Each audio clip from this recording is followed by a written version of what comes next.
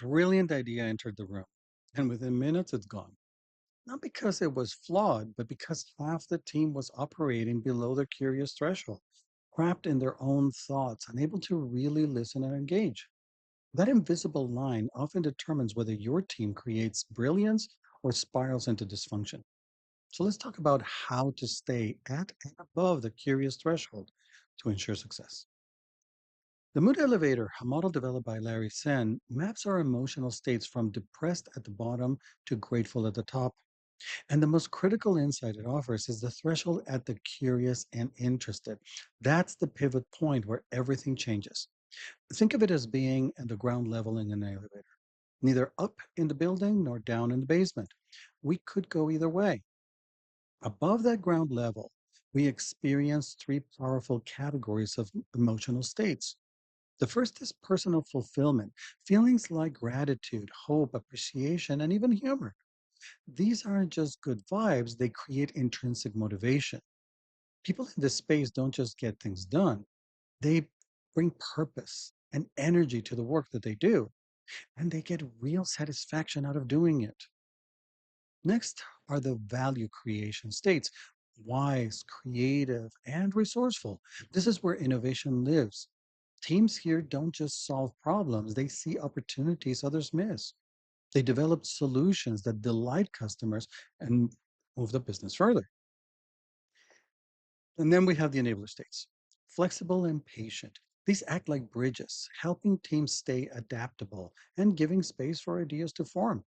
Flexibility keeps us from getting stuck, and patience prevents premature judgment that can crush creativity. Now, back to the ground level, that curious and interested level. When we're above it, we listen to understand, not to defend. We ask better questions, we challenge constructively, and we co create. When we slip below it, when we go into the basement, our minds close. We stop hearing others and new information altogether. We get stuck in internal stories, cutting off from what's really happening around us. So, how do you know if you've slipped below curious?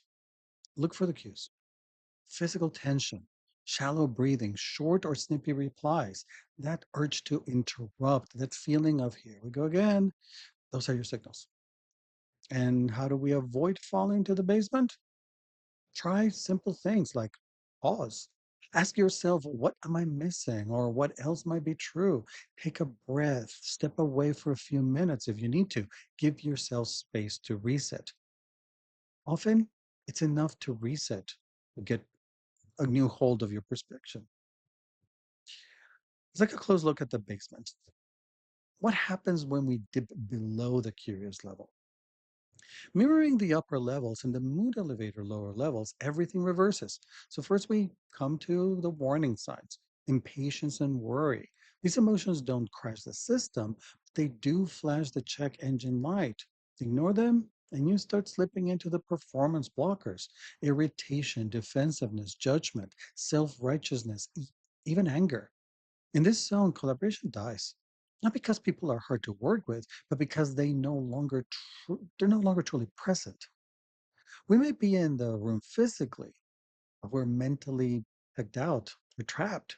Replaying past frustrations, defending our ideas, shutting out new ones. Innovation? Impossible. And finally, we hit the bottom. This is where we're stressed and depressed. These aren't just bad moods, they drain energy and create downward spirals. Stay there too long, and even the best teams burn out. Work becomes something to endure, not something we contribute to, let alone enjoy.